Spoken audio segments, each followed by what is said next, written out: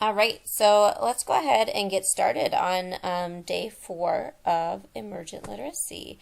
So today, your focus for your work will be to plan or to teach your lesson that you've planned for today and then plan for tomorrow.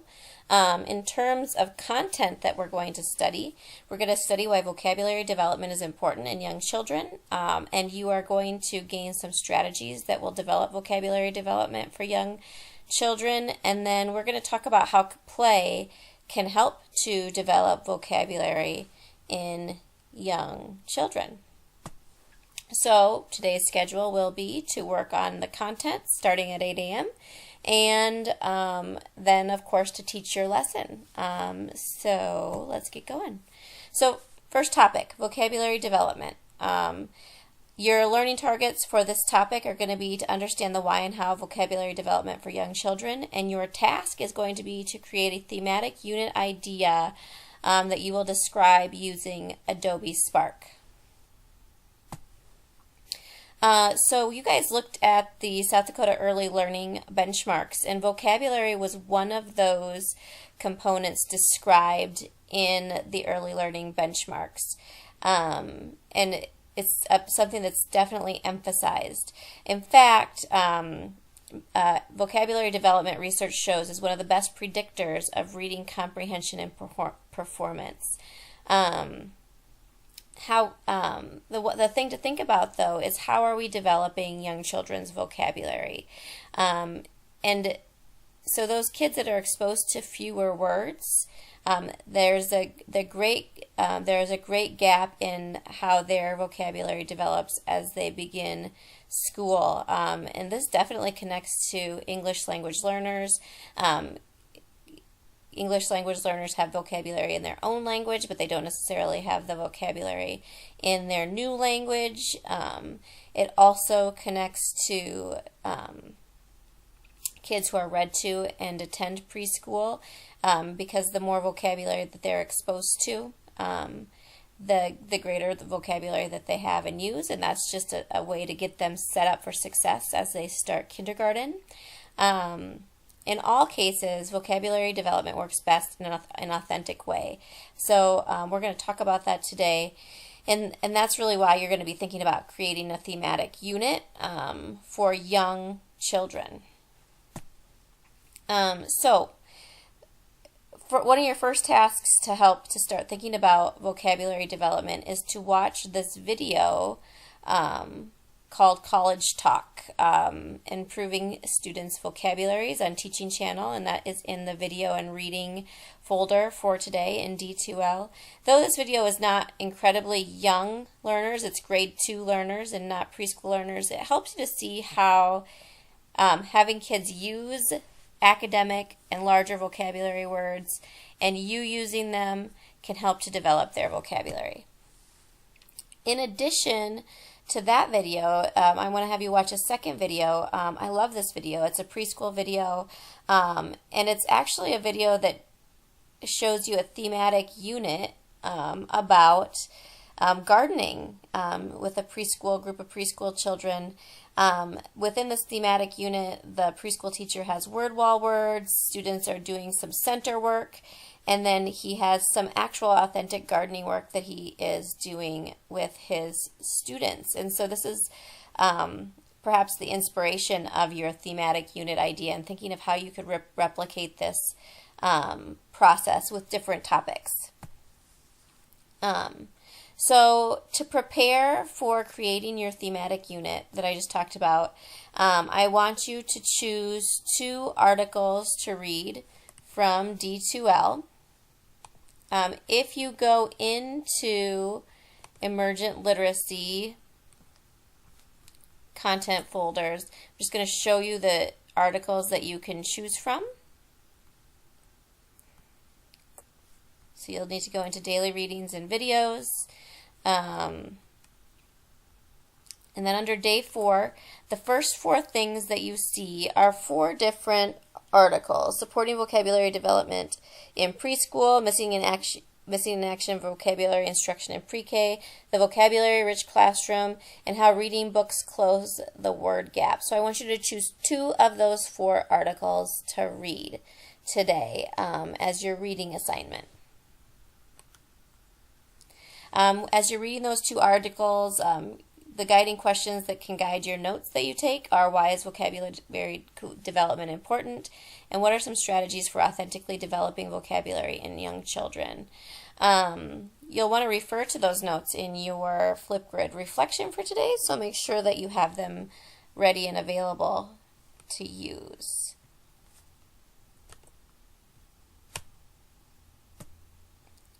So once you have watched the 2 videos and read the 2 articles, you are going to create an Adobe Spark to describe a potential thematic unit idea, and I want you to stick to the preschool grade range. So within your thematic unit idea, you need to come up with a word wall. If you're wondering what a word wall is, click on this link and it will take you to a great article that describes word walls and how to use them in preschool and kindergarten. Then you're also going to have to come up with 4 to 5 center activity ideas that could enhance vocabulary reading and writing. So you'll want to have 4 to 5 different slides, 1 for each center idea that you have, and pictures of what could be at each center and a description of what children might do at the center. You can narrate what children might do. That doesn't have to be written on the page. So think, what are you going to include as images and what are you going to include as narration? How the center will help to authentically develop children's vocabulary, reading, and writing skills. And then in addition, you're going to have a slide for 2 different books that you could use within your Read Aloud unit, and you'll want to describe how those books might be used to enhance the children's vocabulary about the topic. So you're going to create an Adobe Spark presentation. When you're thinking about centers, think about dramatic play, music, art, science, social studies, and math, as well as literacy centers or block centers that you could do. Those are just ideas of different types of centers you could include in your thematic unit. Then, to share or to turn in that thematic unit idea, you are going to go into Dropbox folders and files for daily assignments and find day 4. It's not a Dropbox, it's a discussion. So if you click on that, you will see you want your initial post to be there by next Monday. So it's not due tomorrow, Friday, it's due Monday. You're going to watch those videos and it just outlines what to do. And then with your Adobe Spark video, I want you to name the 2 articles that you selected and post your highlight, insights, and uptights or questions. And then embed your Adobe Spark presentation for your classmates to see. And this outlines what should go in your Adobe Spark presentation. Finally, I want you to take a look at your classmates' ideas. So watch their Adobe Spark presentations, read what they wrote about the articles that they read, and reply to at least 2 classmates' Adobe Spark video ideas. Okay, so that is your first topic to explore for today. Your second topic is going to be understanding types of assessment and how they can be useful as you plan literacy lessons for young children. Tomorrow we are going to be face-to-face meeting in the morning, and we will at 8:30, and we will learn how to do the DIBELS assessment. This chapter 5 is going to be a springboard for how we get started in learning the DIBELS assessment. So first of all, you guys know what an assessment is, right? It's a measure of if students are meeting the expectations. There are formal and informal assessments that you can do. Take a minute to just think about why you think assessment is an important part of early childhood literacy instruction.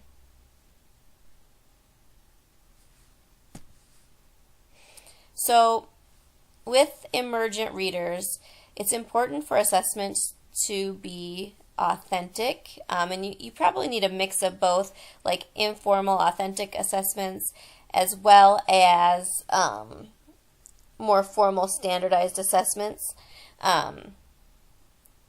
Authentic literacy assessments resemble reading and writing in the real world. They're linked to standards. Often they're observational. They might be in the form of anecdotal or teacher notes or a portfolio. And the idea is that it shows growth over time. Disadvantages of these more authentic informal assessments are they're not always valid and reliable. They're not consistent from scorer to scorer, and you cannot compare results from kid to kid. But that being said, they provide some really valuable during practice information for the educator that's working with these children. So think story retelling, writing folders, emergent storybook readings, and then even possibly running records as kids get into kindergarten, first grade, and second grade. We also use, often in preschool, standardized early literacy assessments. Disadvantages of these is they're not necessarily real world or authentic, and they can be stressful for kids. Dibbles is an example of this. That being said, it's a literacy assessment that provides teachers with some measurable benchmark information at the beginning, middle, and end of the school year. The advantages is the data that you collect is valid and reliable. You can use it for comparison, and it can be used to document program effectiveness. So some examples of standardized literacy assessments: the Peabody Picture Vocabulary Test, Get It, Got It, Go test, and the Woodcock-Johnson letter and word recognition test. And you are going to read about those in Chapter 5. So what I want you to do before you get to class on Friday is to make sure you have Chapter 5 read. And think about the guiding question: how can and should you assess emergent readers' literacy skills? And that will be the springboard to our discussion on Friday morning. So your last task for today is to continue working on lesson planning for your unit and keep posting it in the Dropbox, and I will keep providing you with comments. So your Flipgrid reflection today is going to be about your teaching, but I also want you to think about how might you apply what you read about today, vocabulary development, to your unit that you're currently teaching with the St. Thomas students. So, just a list of tasks for today. You're going to watch the 2 vocabulary development videos that are in the reading and video folder for day 4. You are going to choose 2 of the four vocabulary development articles to read that are posted in that folder as well. You're going to create an Adobe Spark presentation to describe your thematic unit idea and post that to the day 4 discussion board. Note that is not due until Monday morning, so you can work on it today or you can save it to work on over the weekend. That is completely up to you. You can wait to post it until you have time to ask me questions on Friday, but that is what you want to get started on, at least for today. And then you're going to read Chapter 5 from our course textbook to prepare for Dibbles testing. And then finally, complete the daily Flipgrid reflection activity.